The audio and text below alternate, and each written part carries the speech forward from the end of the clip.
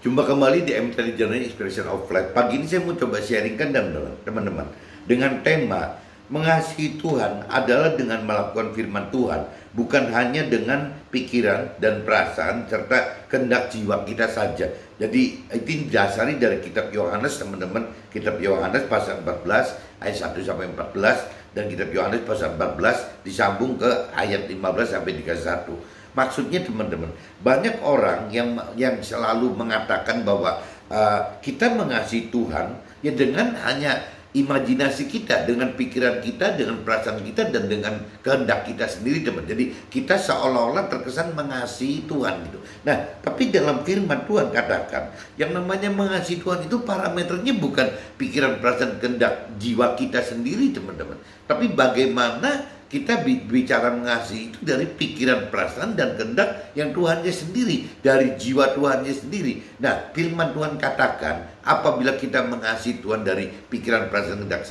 Tuhan sendiri, kita harus bisa menguasai firman Tuhan, teman. Karena apa yang dipikirkan oleh Tuhan, apa yang dirasakan oleh Tuhan, dan apa yang dikehendaki oleh Tuhan, semua itu tercermin di dalam perintah peraturan firman Tuhannya, teman. Jadi kalau kita tidak mengenal firman Tuhan, kita tidak mengenal perintah dan peraturan firman Tuhan, kita tidak mengenal janji-janji Tuhan, bahkan kita tidak mengenal rancangan Tuhan, ujung-ujungnya Tuhan, teman-teman, kita tidak mengenal, tidak mengerti, jadi tidak mengikuti kehendak Tuhan gitu ya. Jadi kita hanya bisa berimajinasi, berfantasi, bertingkah, berakting gitu, seolah-olah kita ini memaksa Tuhan dengan pikiran kita, dengan perasaan kita, dengan kehendak kita gitu ya, dalam mengartikan apapun juga tentang Tuhan. Contohnya dalam hal mengasihi Tuhan. Mengasihi Tuhan itu bisa jadi sentimental, teman-teman. Bisa seperti bagaimana kita berpikiran dan berperasaan saja gitu. Ya bagaimana kita punya dorongan hati untuk berkehendak gitu. Nah, sedangkan kalau dari arti yang sebenarnya mengasihi Tuhan itu adalah bagaimana kita ya menuruti, mentaati, melakukan apa yang Tuhan peraturan dalam firman-Nya. Nah, itu namanya mengasihi Tuhan, teman. Itu dalam arti kata mengasihi, dalam arti kata duniawi yang bisa banyak sekali disalah kaprahkan ya, seolah-olah hanya sebatas pikiran, perasaan, dan kehendaknya jiwa kita saja. Areanya cuma ada di jiwa gitu, teman-teman, bukan di roh gitu. Tapi kalau bicara mengasihi Tuhan dari sisi rohani, yang mesti bukan cuma di jiwa, teman, tapi digeser masuk ke dalam pola-pola roh gitu, pola-pola rohani. Nah, pola-pola rohani yaitu harus bisa melakukan firman Tuhan, karena yaitu sebagai bukti ketaatan kita, bukti sebagai kita percaya, bukti kita mengasihi Tuhan, bahwa ya kita ya melakukan firman Tuhan gitu. Nah, untuk melakukan firman Tuhan itu tidak mudah, teman-teman. Jadi kalau kita tidak memiliki dasar kemauan untuk mengenal firman Tuhan, ini juga tidak mudah, teman-teman, untuk bisa mengerti dan melakukan firman Tuhan gitu. Ya, jadi memang harus didului oleh ya pertama sekali jelas banyak firman yang katakan Tuhan mengundang kita dan memilih kita. Nah, problemnya itu kan tidak cuma cukup dari sisi Tuhan yang mengundang dan memilih kita, teman. Problemnya itu apakah kita bisa gitu ya merespon apa yang Tuhan undang dan pilih bagi kita. Ya kembali lagi, teman, ya harus ada kemauan kita juga mencari Tuhan, mencari kerajaan Tuhan, mencari firman Tuhan gitu. Itu awalnya seperti itu, teman-teman. Untuk mencari itu ya kita butuh kemauan, teman. Kemauan yang dari hak kita pribadi gitu, privilege-nya kita yang Tuhan beri kepada kita, ya free will-nya kita, ya kita harus mau gitu. Harus mau, timbul kemauan untuk benar-benar mengenal firman Tuhan, teman. Nah, waktu mengenal firman Tuhan, kita mesti bicara kedalaman. Seberapa dalam kita mau mengenal firman Tuhan gitu. Nah, kalau kita cuma ala kadarnya mengenal firman Tuhan, akhirnya kita tidak mengerti apa-apa, teman. Jadi kemauan mengenal itu harus ada, dan lebih dalam gitu. Nah, waktu kita sudah benar-benar jauh lebih dalam mau mengenal firman Tuhan, biasanya Tuhan akan bukakan, teman. Bukakan pengertian, meskipun masih dari sisi pikiran, perasaan, kehendak kita, tapi Tuhan bukakan pikiran, perasaan, kehendak kita bahwa yang namanya untuk mengenal firman lebih dalam, ya itu harus dengan bagaimana membangkitkan roh Tuhan gitu, supaya kita mampu mengenal firman Tuhan lebih benar, kita lebih mampu mengerti firman Tuhan dengan lebih benar, dan ujung-ujungnya kita jadi mampu untuk melakukan firman Tuhan, teman. Karena ada iman atas keberanian, karena kedalaman pengenalan dan pengertian akan firman tersebut, sehingga akhirnya timbul keberanian melakukan firman Tuhan. Nah, itu yang namanya disebut beriman itu, teman. Jadi urutannya, teman-teman, jelas didasari dari kemauan dulu, dari kemauan mengenal dari kita sendiri gitu. Bagaimana kita mau mengenal Tuhan lebih dalam itu, sehingga Tuhan bukakan pengenalan akan pengertian firman Tuhan. Dari situ akan tahu bahwa yang namanya untuk mengerti firman Tuhan, untuk melakukan firman Tuhan itu ternyata tidak cuma cukup ya cuman dari mengandalkan diri kita sendiri, teman-teman. Jadi Tuhan sudah persenjatai kita sebenarnya dengan Roh Tuhan. Nah, di mana Roh Tuhan itu adalah sebagai kuasa, tambahan kuasa bagi kita untuk bisa mengerti dan melakukan firman Tuhan. Nah, permasalahannya juga bagaimana mengadakan Roh Tuhan tersebut. Jadi ya butuh pengertian, teman, bahwa di setiap manusia itu ada Roh Tuhan, di mana Roh Tuhan ini hidup di dalam roh kita. Nah, roh kita ini berarti butuh pengertian juga bahwa manusia itu terdiri dari tubuh, jiwa, roh gitu. Jadi roh kita itu adalah sebagai wadah bait dari Roh Tuhan di dalam kita. Nah, setelah kita mengenal ini, teman, setelah kita mampu mengerti ini, nah kita baru, teman, minta Tuhan agar Tuhan bisa menghidupkan Roh Tuhan di dalam roh kita. Waktu Roh Tuhan hidup dalam roh kita, pengertian akan firman Tuhan jadi berubah, teman. Bukan pengertian firman Tuhan dari sisi pengertian pikiran, perasaan, dan kehendak kita, tapi pengertian Tuhan itu dari pikiran, perasaan, dan kehendak Tuhan. Ya, pikiran, perasaan, kehendak Tuhan dari jiwa Tuhan, bukan dari pikiran, perasaan, kehendak kita, jiwa kita. Dan dibuktikan, teman-teman, dengan firman-firman yang sama. Apabila dihidupkan oleh Roh Tuhan, itu akan menjadi rema, teman. Bagaimana firman yang sama itu akan menjadi satu dorongan pengenalan pengertian yang dari Tuhan itu. Jadi rema, akhirnya jadi rema. Firman itu timbul pikiran, perasaan, kehendak yang dari sisi Tuhannya gitu. Nah, ini bedanya rema seperti itu.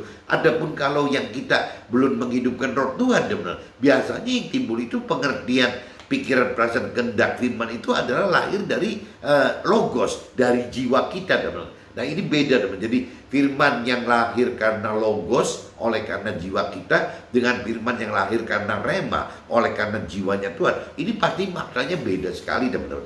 Apabila kita menyatakan firman itu berupa logos, biasanya sangat terbatas, teman-teman. Pengertian akan kalimat di dalam firman itu ya diputer-puter ya cuma segede gitu, teman-teman. Tapi apabila pengertian dari firman yang sama diartikan dalam arti kata rema, karena ada dukungan dari pikiran, perasaan, kehendak Tuhan, itu akhirnya kalimat firmannya jadi luas sekali, teman-teman. Luas sekali dan selalu disesuaikan dengan situasi kondisi yang terjadi pada saat itu gitu. Jadi firman itu akan menjadi hidup sekali, teman-teman, dan firman itu akan menjadi tidak akan terbatas pengertiannya, teman. Nah, ini hebatnya rema yang dari Tuhan itu, dengan firman yang sama bisa sangat berbeda dengan logos yang firman yang sama tadi, teman-teman. Jadi betapa pentingnya ya kita menghidupkan rema kita gitu. Bagaimana kita menghidupkan Roh Tuhan di dalam kita agar timbul rema, teman. Nah, ini saya kadang-kadang berpikir, teman-teman, kenapa kok banyak orang yang bisa kontemplasi. Kalau cerita zaman dulu, teman-teman, bisa bertapa berhari-hari, berminggu-minggu, bahkan ada yang ya seperti Tuhan, seperti yang dilakukan Nabi Isa itu, bertapa jadi berpuasa itu bisa tahan sampai 40 hari gitu, teman. Banyak orang-orang yang melakukan bertapa itu dalam arti kata bagaimana bertapa dengan tidak makan, bertapa dengan tidak tidur, bertapa tidak dengan bicara gitu, bertapa dengan tidak minum. Banyak sekali hal-hal yang dilakukan seperti itu waktu saya belum mengerti akan kedalaman rohani gitu. Saya cuma mikir, apa ada orang yang kuat begitu? Apa betah gitu orang diam sekian lama gitu. Tapi ternyata apabila kita menghidupkan Roh Tuhan di dalam kita, teman-teman, ya memang ada satu keasikan sendiri, ada satu nuansa gitu yang sangat sempurna, yang tidak bisa diceritakan kepada orang lain, bahwa ya betapa nikmatnya ya bersatu, berintim, berkomunikasi, ya berkontemplasi ya dengan Tuhan itu. Ya apabila kita menghidupkan roh Tuhan. Jadi kita kadang-kadang malah tidak tertarik untuk melakukan hal-hal lain, teman-teman, apabila kita sudah bisa menghidupkan roh Tuhan di dalam kita. Karena kita selalu ada teman, roh Tuhan itu yang akan menjadi teman kita, roh Tuhan itu akan menjadi penghibur kita, roh Tuhan itu menjadi penguat kita, roh Tuhan itu yang menjadi pengajar kita. Jadi roh Tuhan itu jadi segala-galanya, teman-teman. Waktu kita menghidupkan roh Tuhan, akhirnya ada seperti pribadi lain gitu yang mengisi, yang dekat sekali dengan kita gitu. Ya akhirnya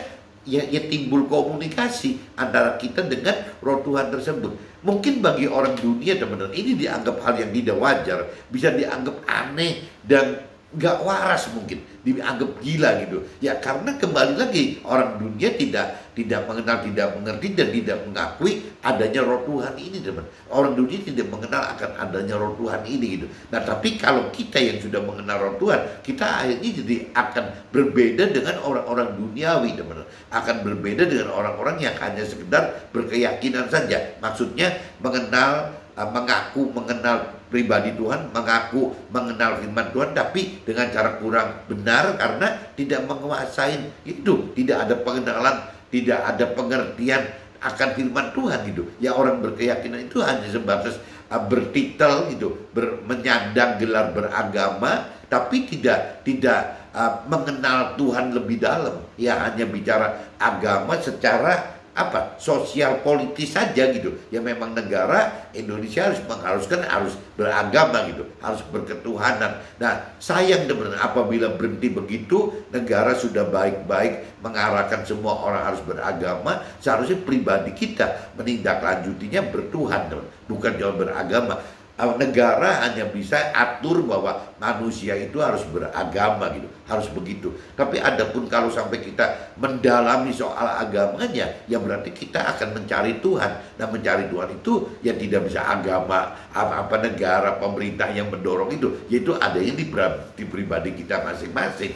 Ya apakah Tuhan mengundang kita? Tidak. Apakah Tuhan memilih kita? Tidak. Nah cuman yang kita mesti hadapi, jangan sampai ada asumsi Tuhan sudah mengundang kita, Tuhan sudah memilih kita, akhirnya kitanya malah pasif, teman, tidak melakukan apa-apa. Justru karena Tuhan mengundang kita, Tuhan memilih kita harus proaktif menyambut apa yang harus kita lakukan supaya undangan dan pilihan Tuhan itu nyata di dalam kehidupan kita. Ya kembali lagi, teman, harus dimulai dari kemauan mengenal firman Tuhan, ya beranjak menjadi mampu mengerti firman Tuhan, dan berujung kepada mampu melakukan firman Tuhan. Urutannya seperti itu, teman-teman. Jadi ini saya coba jelaskan di temanya itu, maksudnya gitu, teman, bahwa mengasihi Tuhan adalah dengan melakukan firman Tuhan, bukan hanya dengan pikiran, perasaan, serta kehendak jiwa kita saja. Nah ini saya coba bacakan sebelum masuk ke draft, teman-teman. Saya coba bacakan di kitab Yohanes pasal 14 ayat 1 sampai 14, dan saya coba lanjutkan juga kitab Yohanes 14 ayat 15 sampai 31, teman-teman. Coba teman-teman bantu cari gitu. Di kitab Yohanes pasal 14, teman-teman, ayat 1 sampai 14, itu judul perikopnya, teman-teman, Rumah Tuhan Allah itu. Judulnya itu, Rumah Tuhan Allah itu. Janganlah gelisah hatimu, percayalah kepada Allah, percayalah juga kepada firman Tuhan. Ini kalau saya universalkan di dalam Alkitab ini bunyinya begitu, teman-teman. Janganlah gelisah hatimu, percayalah kepada Tuhan Allah, percayalah juga kepada firman Tuhan Allah gitu. Di rumah Tuhan Allah banyak tempat tinggal. Jika tidak demikian, tentu aku mengatakannya kepadamu. Tuhan mengatakan kepada kita, sebab Tuhan dalam arti kata waktu itu ada Nabi Isa, teman-teman. Nabi Isa sebagai sulung kita itu diutus dulu, teman-teman, wafat, diutus dulu masuk ke dalam surga untuk menyiapkan tempat bagi kita, teman-teman. Dan apabila Nabi Isa telah pergi ke situ dan telah menyediakan tempat bagi kita, ya Nabi Isa akan datang kembali dengan membawa kita ke tempat Tuhan Allah tersebut, supaya di tempat di mana Nabi Isa berada, ya kita pun berada, Tuhan pun berada gitu. Jadi intinya gitu, ini cerita surga, teman. Jadi waktu kita di surga itu ya nanti kita akan ketemu dengan Nabi Isa, dan kita juga akan ketemu dengan Tuhan Allah. Begitupun untuk agama yang lain, yang mungkin nabi-nabi ini akan kita temui di dalam surga gitu. Dan kemana Nabi Isa pergi? Kita tahu jalan ke situ. Jadi Nabi Isa itu kan meninggalkan firman Tuhan, teman. Jadi meninggalkan firman Tuhan, meninggalkan roh Tuhan juga, sehingga ini adalah panutan kita untuk bisa mengikuti si Nabi Isa yang sulung tadi, gitu. Kita Isa bungsunya gitu. Ya kita mengikuti Nabi Isa gitu dengan cara yang mengikuti firman Tuhan dalam arti kata peta kebenaran hidup kita gitu, dan juga roh Tuhan itu adalah kompas kebenaran hidup kita. Jadi harus ada firman Tuhan dan harus ada roh Tuhan, sehingga kita bisa ngikutin jejak-jejak apa yang sudah dilakukan oleh Nabi Isa sebagai sulungnya kita gitu. Kata Thomas kepadanya, kami tidak tahu kemana engkau pergi, jadi bagaimana kami tahu jalan ke situ? Kata Nabi Isa kepadanya, akulah jalan kebenaran dan hidup. Tidak ada seorang pun yang datang kepada Tuhan Allah kalau tidak melalui aku. Nah, yang melalui aku ini tadi, teman-teman, jadi bahasanya itu ya bagaimana Nabi Isa meninggalkan firman Tuhan Allah dan meninggalkan roh Tuhan gitu. Bagaimana dengan dua itu, dengan adanya firman Tuhan dan ada roh Tuhan, harusnya kita akan nyampe ke tempat yang Nabi Isa pernah tuju itu, teman-teman, ya surga itu gitu. Sekiranya kamu mengenal aku, pasti kamu juga mengenal Tuhan Allahku. Sekarang ini kamu mengenal Tuhan Allahku, kamu juga telah melihat ya Tuhan Allah gitu. Jadi kata Filipus kepadanya, tunjukkanlah Tuhan Allah itu kepada kami, itu sudah cukup bagi kami.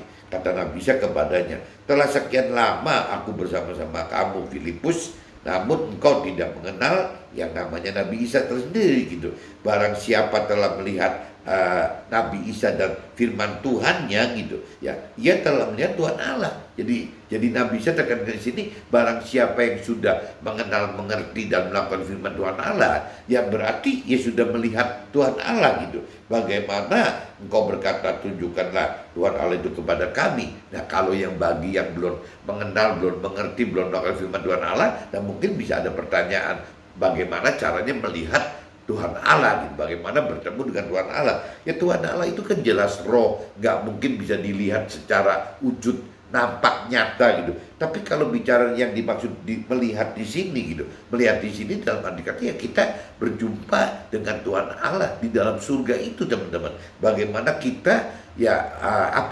melihat wujud Tuhan Allah itu bukan dari secara fisik, karena Tuhan Allah itu roh, bukan tubuh dan jiwa. Tuhan Allah itu ada roh, di mana tidak bisa nampak terlihat oleh kita. Yang terlihat itu adalah karakternya, teman-teman. Ya, yang terlihat itu adalah apa sih Tuhan Allah gitu. Ya Tuhan Allah itu kembali lagi, Tuhan Allah itu katakan bahwa Tuhan Allah adalah firman Tuhan gitu. Adapun firman Tuhan adalah Tuhan Allah. Nah, berarti selama kita mengenal, mengerti dan melakukan firman Tuhan Allah, ya kita seolah-olah identik dengan ketemu Tuhan Allah, teman-teman. Kita melihat Tuhan Allah. Maksudnya firman Tuhan seperti itu, teman-teman. Jadi kalau kita tidak mengenal, tidak mengerti dan tidak melakukan firman Tuhan Allah, kita sulit sekali menerjemahkan bahwa melihat Tuhan Allah itu seperti apa gitu. Ya karena kembali lagi yang dimaksud firman itu adalah karakternya, bukan fisik Tuhan Allahnya gitu. Fisik Tuhan Allah tidak mungkin bisa terlihat karena bentuknya roh gitu. Ya beda dengan kita yang isinya tubuh, jiwa, roh gitu. Ada 3 bentuk. Kalau Tuhan Allah kan cuma satu bentuknya, roh saja, teman-teman. Bukan tubuh, jiwa, roh gitu. Jadi ini yang mesti kita bedakan, cara melihat Tuhan Allah dengan cara kita gitu, pandangan kita sebagai manusia ya beda, teman-teman. Jadi Tuhan Allah itu akan terlihat dari karakternya, dari apa Tuhan itu apa sih gitu. Nah, yaitu Tuhan apa itu ya Tuhan nyatakan di dalam firman Tuhan Allah gitu, bahwa Tuhan Allah itu adalah firman Tuhan Allah, firman Tuhan Allah itu adalah Tuhan Allah gitu. Intinya gitu, teman-teman.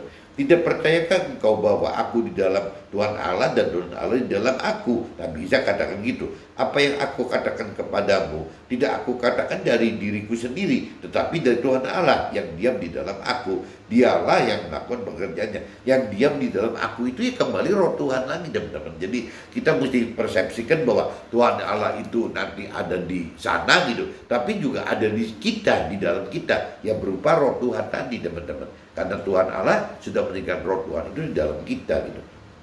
Percayalah kepadaku bahwa aku di dalam Tuhan Allah dan Tuhan Allah di dalam aku. Atau setidak-tidaknya percayalah karena pekerjaan-pekerjaan itu sendiri. Nah itu kalau sampai kita masih ragu-ragu, ya lihat aja kebesaran Tuhan Allah gitu dalam hidup kita. Kita kalau melihat apa yang terjadi dalam kitab suci kita, itu juga kan kelihatan sekali kebesaran Tuhan Allah, teman-teman. Jadi maksudnya seperti itu gitu. Aku berkata kepadamu, sesungguhnya barang siapa percaya kepadaku, dia akan melakukan juga pekerjaan-pekerjaan yang aku lakukan, bahkan pekerjaan-pekerjaan yang lebih besar daripada itu, sebab aku pergi kepada Tuhan Allah. Jadi Nabi Isa katakan begitu, teman. Apabila di Nasrani, Nabi Isa itu selalu akan dianggap sebagai sulungnya manusia gitu. Nah sehingga tadi katakan bahwa sesungguhnya barang siapa percaya kepada Nabi Isa, ia akan melakukan juga pekerjaan-pekerjaan yang Nabi Isa lakukan. Apa sih yang dilakukan oleh Nabi Isa? Yang melakukan firman Tuhan, teman. Berarti kita pun apabila mengikuti si sulung ini, si Nabi Isa ini, ya kalau kita cuma mengikuti di mulut tanpa melakukan firman Tuhan, ya namanya bukan mengikuti Nabi Isa, teman. Ya kita apabila mau mengikuti Nabi Isa, ya tidak jauh-jauh kita harus melakukan apa yang diperintah peraturan oleh firman Tuhan itu, dan juga harus menghidupkan roh Tuhan. Tanpa bisa punya landasan firman Tuhan dan roh Tuhan, rasanya tidak mungkin gitu kita bisa mengikuti jejak-jejak si Nabi Isa tersebut, teman-teman. Dan apa juga yang kamu minta dalam namaku, aku akan melakukannya supaya Tuhan Allah dipermuliakan di dalam anak. Jika kamu meminta sesuatu kepadaku dalam namaku, aku akan melakukannya. Nah ini sudah saya bacakan, teman-teman, di ayat pasal 14, kitab Yohanes pasal 14 ayat 1 sampai 14, dan saya coba lanjut, teman-teman, ya dari kitab Yohanes 4 pasal 14 ayat 15 sampai dengan ayat 31, teman-teman. Saya coba bacakan lagi gitu. Nabi Isa menjanjikan penghibur. Jadi janjinya Nabi Isa itu untuk kita itu menjanjikan penghibur gitu. Jikalau kamu mengasihi Tuhan, ya kamu akan menulis segala perintah Tuhan gitu. Nah ini di firman di kitab Yohanes pasal 14 ayat 15 sudah katakan begitu, teman-teman. Jikalau kita mengasihi Tuhan Allah, ya kita akan menuruti segala perintah Tuhan Allah gitu. Itu rumusnya itu, teman-teman. Aku akan minta kepada Tuhan Allah, dan Tuhan Allah akan memberikan kepada kita seorang penolong yang lain, supaya ia menyertai kamu selama-lamanya, yaitu roh kebenaran. Dunia tidak dapat menerima dia, sebab dunia, nah ini yaitu roh kebenaran. Roh kebenaran itu di dalam Nasrani, teman-teman, disebutnya Roh Kudus, teman-teman. Roh kebenaran itu ada Roh Kudus. Tapi kalau saya sering artikan secara universal, ya roh Tuhan gitu. Karena di masing-masing agama itu roh kebenaran, Roh Kudus ini berbeda-beda namanya, teman-teman. Jadi saya coba mencari nama yang lebih universal gitu, roh Tuhan. Karena di dalam Muslim, teman-teman dan keluarga, saya katakan roh Tuhan itu bentuknya adalah nur gitu, cahaya dari Tuhan Allah yang ada di dalam setiap manusia itu. Nah di cerita-cerita yang agama lain juga beda lagi namanya, teman-teman. Jadi saya pikir kalau saya ambil universalnya, ya roh kebenaran itu, Roh Kudus itu, nur itu, ya saya sebut roh Tuhan itu. Nah dunia tidak dapat menerimanya karena dunia tidak melihat roh itu gitu, dan tidak mengenal roh itu, roh Tuhan itu. Tetapi kita mengenal roh Tuhan itu sebab ia menyertai kita dan diam di dalam kita gitu. Nah ini balik lagi, kita harus mengerti dulu, teman, bahwa roh Tuhan itu ada di dalam kita, di dalam roh kita, di mana tinggal kita mau hidupkan nggak roh Tuhan itu. Apabila kita hidupkan roh Tuhan itu gitu, ya berarti ada roh Tuhan yang selalu gitu menyertai dan diam di dalam kita. Itu loh kekuatan Nabi Isa, kenapa dulu bisa banyak sekali membuat mujizat-mujizat besar itu. Ya karena ada kuasa dari roh Tuhan ini teman-teman. Jadi sama teman-teman, apabila kita disertai dan roh Tuhan diam di dalam kita, nggak ada beda. Firman Tuhan katakan bahwa kita dengan Nabi Isa itu nggak beda gitu. Aku tidak ada meninggalkan kamu sebagai yatim piatu. Aku datang kembali kepadamu. Tinggal sesaat lagi dan dunia tidak akan melihat aku lagi. Tetapi kamu melihat aku sebab aku hidup dan kamu pun akan hidup. Pada waktu itulah kamu akan tahu bahwa aku di dalam Tuhan Allah dan kamu di dalam aku dan aku di dalam kamu gitu. Jadi urutannya itu kalau dari sisi Nasrani ya seolah-olah manusia itu ada Nabi Isa-nya, ada Tuhan Allah-nya juga. Nah kalau mungkin di Muslim sama teman-teman ya, ada manusianya, ada Nabi Muhammad-nya, ada Tuhan Allah-nya gitu. Nah mungkin di Konfusius atau di Buddha juga sama gitu, masing-masing ada panutan nabinya gitu. Cuman mungkin beda-beda namanya kali. Ya ini yang dan beda caranya gitu, mungkin beda juga. Tapi kalau saya ambil secara universal ya kalau kita terjemahkan tadi bahasa ini itu ada Nabi Isa, ada kita dan ada Tuhan Allah. Ya berarti gampangnya gitu, ada manusia, ya ada nabi yang ditunjuk oleh Tuhan Allah bagi kita masing-masing agama itu, dan ada Tuhan Allahnya gitu. Jadi ada tiga itu teman, ada manusia, ada nabi yang ditunjuk oleh Tuhan Allah, dan juga ada Tuhan Allahnya gitu. Pada waktu itulah kamu akan tahu bahwa aku di dalam Tuhan Allahku dan kamu di dalam Nabi Isa tersebut, dan Nabi Isa itu di dalam kita gitu. Barang siapa memegang perintahku dan melakukannya, dialah yang mengasihi aku. Dan barang siapa mengasihi aku, ia akan dikasihi oleh Tuhan Allahku, dan aku pun akan mengasihi dia dan akan menyatakan diriku kepadanya. Jadi ini kembali lagi teman-teman, apabila kita sebut kita mengasihi Nabi kita mengasihi Tuhan Allah kita, ya kunci balik lagi teman-teman, apabila kita tidak melakukan firman Tuhan, itu mengasihi itu jadi bohong semua teman-teman, itu nggak terjadi. Jadi apabila kita mengasihi Tuhan Allah, kita mengasihi Nabi Isa, atau mungkin di Islamnya Nabi Muhammad, atau mungkin di lainnya ada Siddhartha atau Nabi Konfusius gitu. Ya itu kembali lagi, ya kita mengasihi mereka itu, ya Nabi dan Tuhan Allah itu apabila kita yang melakukan firman Tuhan. Cuma kan kembali selalu saya katakan, bagaimana kita bisa melakukan firman Tuhan apabila kita tidak mengerti firman Tuhan gitu. Bagaimana kita bisa mengerti firman Tuhan apabila kita tidak mengenal firman Tuhan. Nah apabila kita sudah lebih mengenal dan mengerti firman Tuhan, juga tidak akan kita mampu melakukan apabila tidak menghidupkan roh Tuhan di dalam kita. Sehingga firman Tuhan itu dapat dilakukan apabila ada firman Tuhannya dan ada roh Tuhannya teman. Sehingga kita mampu melakukan ya firman Tuhan karena kita mengerti dan kita mengenal gitu benar-benar firman Tuhan itu. Jadi ada keberanian beriman untuk berani melakukan firman Tuhan. Jadi urusannya muter-muternya begitu teman-teman. Yudas yang bukan Iskariot berkata kepadanya, apakah sebabnya maka engkau hendak menyatakan dirimu kepada kami dan bukan kepada dunia? Jawab Nabi Isa, jika seorang mengasihi aku, ia akan menuruti firman yang Tuhan, apa yang firman dari Tuhan Allah yang Nabi Isa sampaikan kepada kita itu teman-teman. Jadi harus mengikuti firman Tuhan itu gitu. Dan Nabi dan Tuhan Allah akan mengasihi kita, dan kita akan datang kepadanya dan dia bersama-sama dengan dia.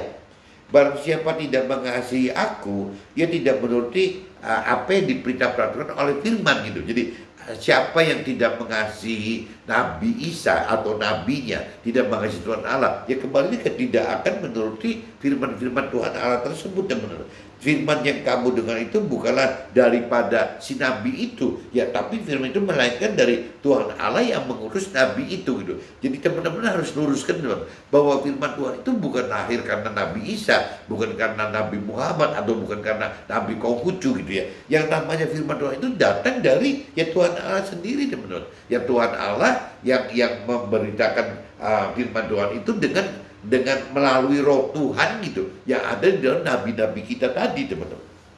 Semuanya itu aku katakan kepadamu selagi aku berada bersama-sama dengan kamu. Tetapi penghibur, yaitu Roh Kudus yang akan diutus oleh Tuhan Allah dalam namaku, Dialah yang akan mengajarkan segala sesuatu kepadamu dan akan mengingatkan kamu akan semua yang telah kukatakan kepadamu. Nah ini jelas nih teman. Jadi kalau di dalam Nasrani itu saya katakan roh penghibur, roh kebenaran, roh Tuhan itu disebutnya di Nasrani itu Roh Kudus teman. Lebih akrab disebut Roh Kudus itu. Ya, Roh Kudus ini akan diutus oleh Tuhan Allah di dalam namanya si Nabi Isa tersebut, ya Roh Kuduslah yang akan mengajarkan segala sesuatu kepada kita dan akan mengingatkan kita akan semua yang telah Nabi Isa dan Tuhan Allah katakan. Jadi Roh Kudus itu yang akan mengajarkan dan mengingatkan kita akan firman Tuhan, teman. Itu fungsi Roh Tuhan di dalam kita itu salah satunya itu, sehingga kita mampu setelah kita diajar, diingatkan, diajarkan dan diingatkan, akhirnya kita mampu mengerti akan firman Tuhan tersebut dan kita jadi mampu melakukan firman Tuhan tersebut gitu.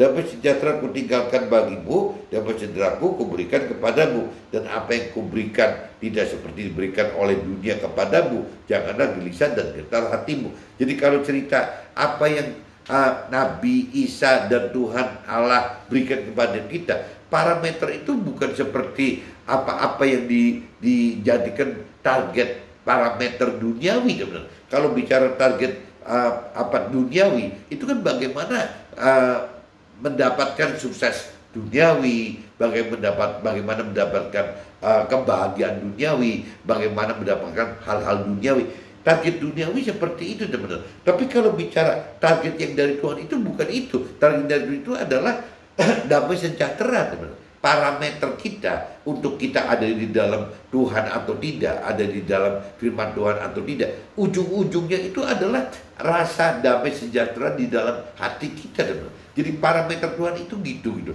Nah, apabila kita sudah mendapatkan damai sejahtera itu tidak mustahil, teman. Dalam penderitaan pun kita mendapatkan damai sejahtera. Dalam duka cita pun kita mendapatkan damai sejahtera. Dalam kekurangan pun kita mendapatkan damai sejahtera. Parameter Tuhan itu yang benar itu ada damai sejahtera yang tidak dapat kita ungkapkan kepada orang-orang lain, teman-teman. Itu loh, itu benar-benar yang Tuhan beri kepada kita itu adalah damai sejahtera yang untuk dari mulai dunia ini sampai ke akhirat nanti, teman. Damai sejahtera itu akan terus mengikuti kita. Nah, masalahnya kita sudah punya kematangan tidak waktu hidup di dunia ini gitu. Kalau kita sudah punya kedewasaan, kematangan rohani, ya kita akan menerima damai sejahtera itu walau kita masih hidup di dunia ini, walau kita masih menderita, walau kita masih tertekan, waktu kita masih duka cita, walau kita masih ditindas, walau kita semua, teman. Hal-hal yang negatif itu ya apabila kita sudah dewasa rohani, ya kita akan mendapatkan tetap damai sejahtera itu.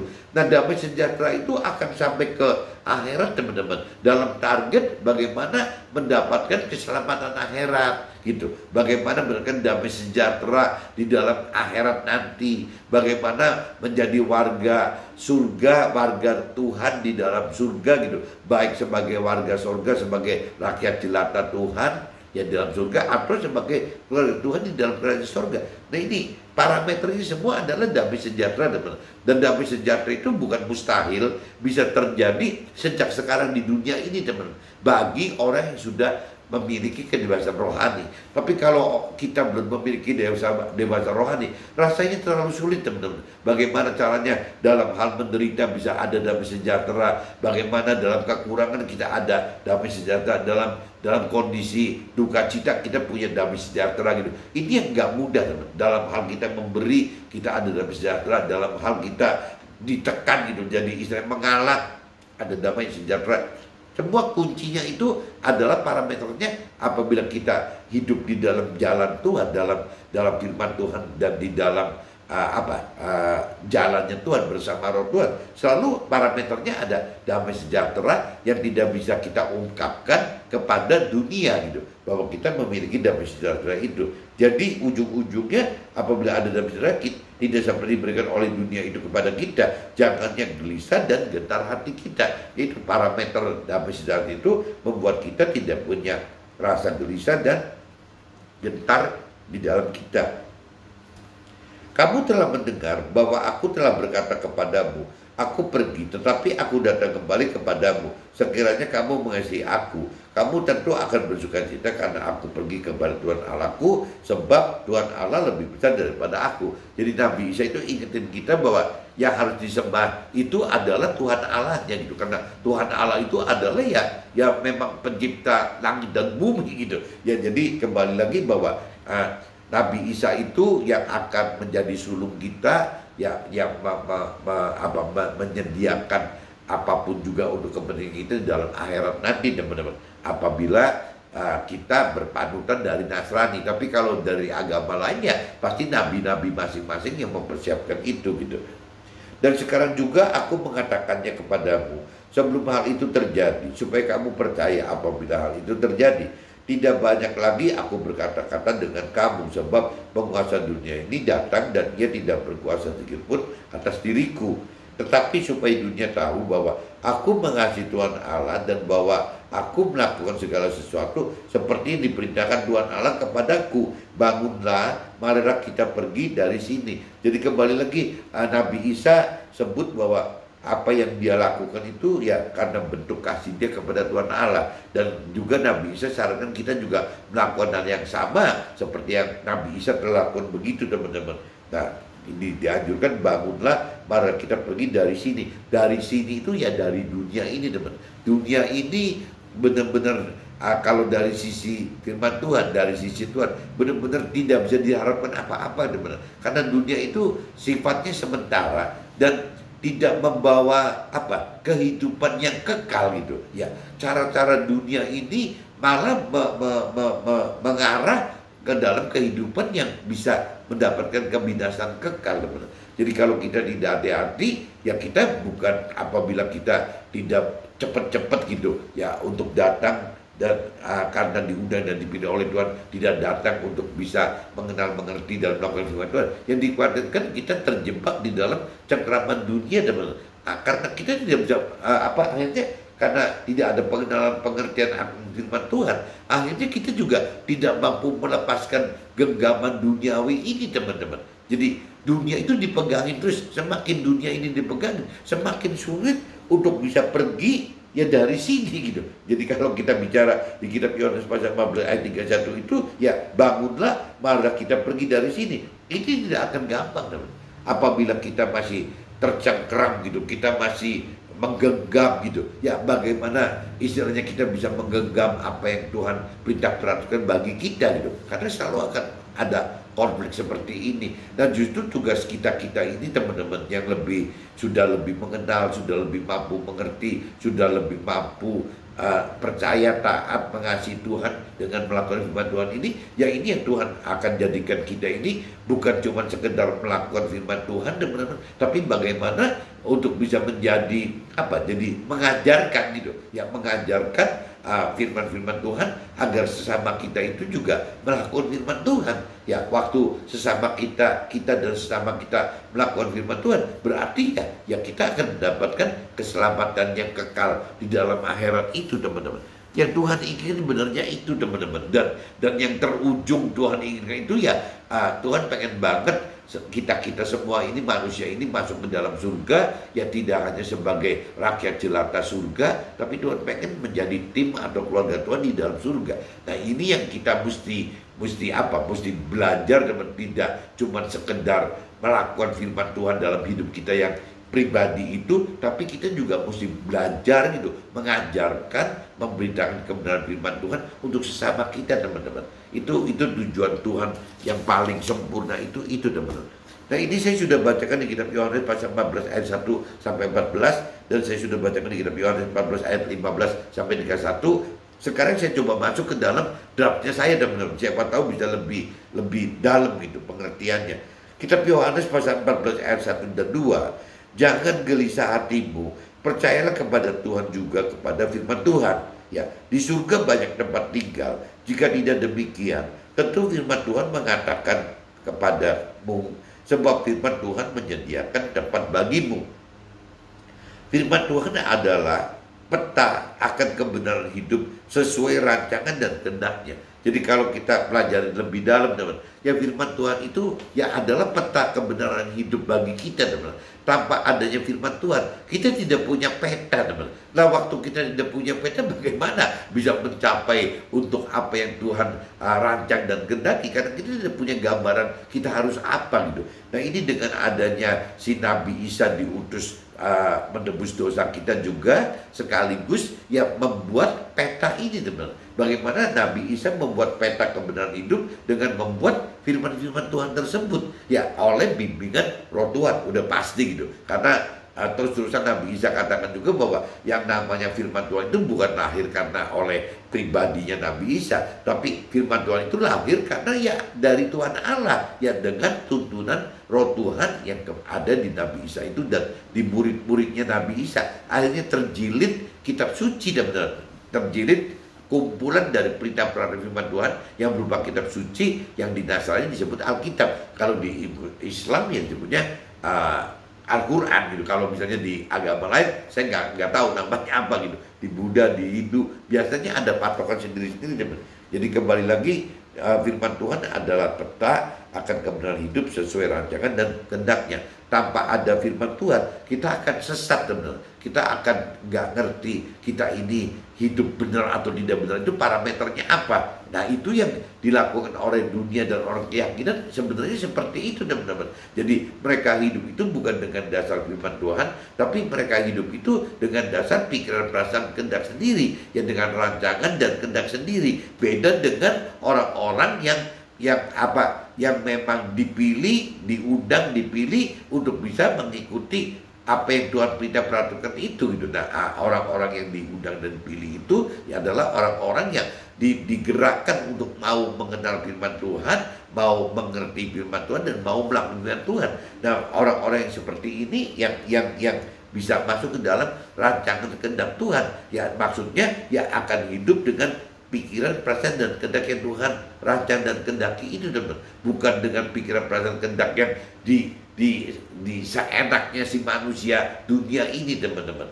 Bahkan sebenarnya, teman-teman, apabila kita kupas lebih dalam gitu, dunia itu pemilik dunia itu kan iblis, teman-teman. Iblis dan setan-setan ini. Nah, iblis ini kan yang membuat rancangan dan kehendaknya iblis dicerminkan ke dalam ya itu ya ke pikiran, perasaan, kehendaknya si manusia itu, teman-teman. Sehingga sama gitu. Apa yang dipikirkan apa yang dipikirkan, dirasakan dan kehendaki oleh manusia itu tidak beda, teman. Tidak terlalu beda banyak dengan apa yang dirancang dan kehendaki oleh duniawi gitu. Dan juga apa yang dirancang dan kehendaki oleh si iblis dan setan tadi, teman. Itu mirip gitu. Jadi kalau kita tidak hati-hati, ya orang-orang dunia, orang berkeyakinan itu akan terjebak ya masuk ke dalam rancangan dan kehendaknya duniawi dan rancangan kehendak iblis yang akhirnya berujung kepada kebinasaan kekal, teman.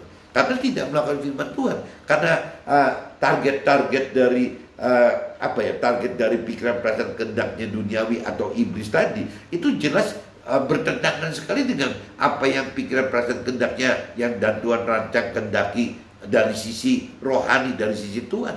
Beda sekali, bertolak belakang. Bahkan apa yang Tuhan rancang dan kehendaki itu adalah hal yang tidak wajar bagi duniawi gitu. Hal yang sangat dianggap bodoh gitu bagi duniawi. Ini karena memang bertolak belakang, teman. Jadi kembali lagi, apabila kita tidak memiliki iman gitu untuk percaya, mengasihi, taat kepada firman Tuhan, ya akhirnya kita akan tergelincir, teman-teman, yang masuk ke dalam kebinasannya kekal, yang masuk ke dalam neraka itu yang diharapkan oleh iblis, teman-teman. Bagaimana supaya kita semakin banyak yang jatuh ke dalam neraka itu gitu.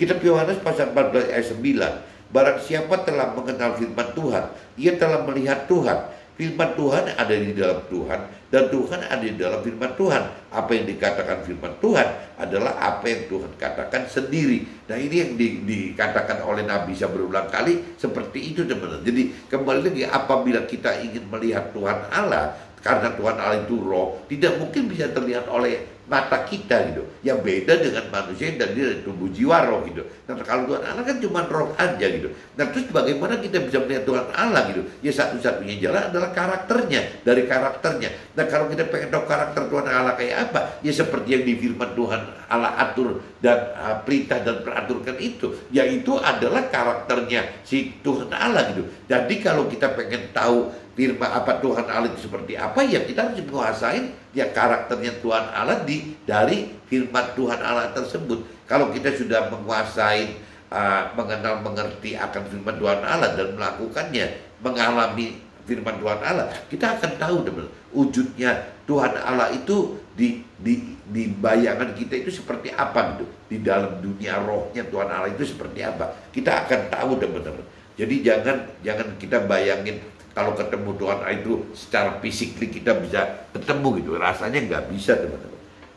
Kitab Yohanes pasal 14 ayat 12, sesungguhnya barang siapa percaya kepada Tuhan, ia akan melakukannya juga pekerjaan-pekerjaan yang firman Tuhan katakan, bahkan pekerjaan yang besar, lebih besar gitu daripada itu. Apa juga yang kita minta dalam nama Tuhan, Tuhan akan melakukannya agar Tuhan dipermuliakan, ya dimuliakan. Seperti dalam kitab Yohanes pasal 14 ayat 14 teman-teman, jika kamu meminta sesuatu kepadaku dalam namaku, aku akan melakukannya gitu. Nah ini Tuhan janjikan begitu. Jadi apabila kita melakukan firman Tuhan, ya mestinya apa yang kita minta juga Tuhan akan berikan kepada kita teman-teman. Kitab Yohanes pasal 14 ayat 15, jikalau kamu kasih Tuhan, kamu akan menuruti segala perintahku. Kasih Tuhan yang benar adalah melakukan firman Tuhan, bukan kasih yang hanya di pikiran serta di perasaan dan kehendak jiwa kita saja. Ini yang seperti saya tadi jelaskan di temanya teman-teman. Jadi banyak sekali orang dunia teman-teman, orang yang berkeyakinan, yang beranggapan seperti ini ya. Ya saya sudah mengasihi Tuhan, saya sudah taat Tuhan, saya sudah percaya Tuhan. Tapi kembali lagi, ya dia hanya dari pikiran perasaan kehendak jiwanya si manusia itu sendiri. Tapi kalau parameternya dari Tuhan gitu, ya Tuhan minta ya kita apabila mengasihi, percaya dan taat kepada Tuhan ya harus melakukan firman Tuhan teman-teman. Nah untuk melakukan firman Tuhan harus bisa ya kembali lagi mengerti, mengenal firman Tuhan dulu, baru bisa melakukan firman Tuhan gitu. Apabila tidak, ya tidak bisa. Melakukan firman Tuhan adalah ketidakwajaran dan kebodohan bagi dunia. Maka Tuhan akan beri roh kebenaran atau roh Tuhan untuk menyertai dan diam di dalam kita, agar kita mampu mengenal firman lebih dalam dan mampu mengerti firman Tuhan dari pikiran dan perasaan serta kehendak Tuhan, serta mampu melakukan karena lebih kenal dan mengerti sehingga lebih beriman dan berani melakukan firman Tuhan. Nah urutannya seperti ini teman-teman. Jadi kalau tidak ada roh Tuhan kayaknya susah loh. Jadi kita kuncinya harus ada firman Tuhan, harus ada roh Tuhan gitu, sehingga kita beriman teman-teman. Nah waktu kita beriman ini kita jadi mampu melakukan firman Tuhan teman-teman. Tanpa ada firman Tuhan, tanpa ada roh Tuhan, kita sulit untuk beriman teman-teman. Nah waktu kita tidak beriman, ya kita tidak bisa melakukan firman Tuhan. Urutannya berarti ada gitu teman-teman. Jadi harus ada firman Tuhan, harus ada roh Tuhan, sehingga ada iman yang ada di dalam kita gitu. Nah iman kita yang membuat kita berani untuk melakukan firman Tuhan gitu.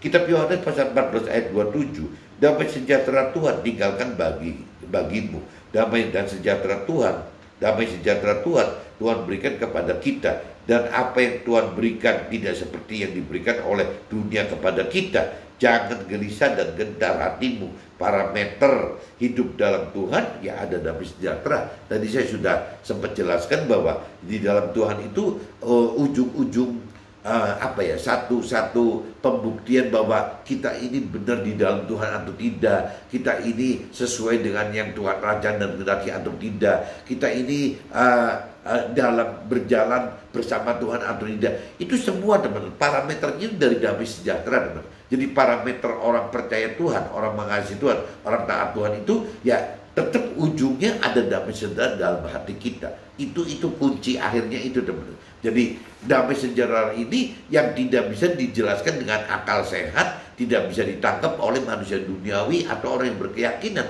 ya susah sekali. Jadi damai sejahtera itu adalah hanya ada bagi kita yang mengasihi Tuhan, yang percaya Tuhan, yang sudah lebih mengenal, lebih dalam mengenal Tuhan, lebih mengerti akan firman Tuhan, dan lebih berani teman-teman melakukan firman Tuhan. Nah, di situ nanti akan mendapatkan satu damai sejahtera di dalam hati kita. Yang gak jauh-jauh ya, damai sejahtera itu hanya akan bisa dinikmati oleh orang yang sudah benar-benar mengalami kedewasaan rohani, teman.